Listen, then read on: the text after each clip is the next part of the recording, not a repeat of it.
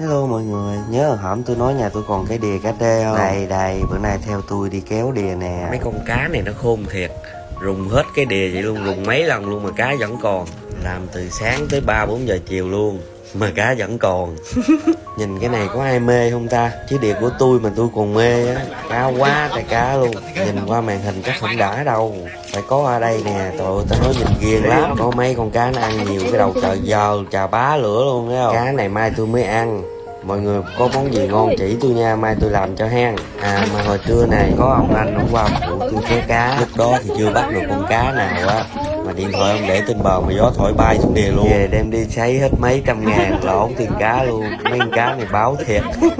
Thôi tôi không nói lòng vòng nữa, mọi người coi clip cho đã nha. Bye bye. Nhớ nha, ai có món gì ngon bằng cá tê chỉ tôi mai tôi làm nha. Nhớ coi tới cuối clip, cá nhiều lắm.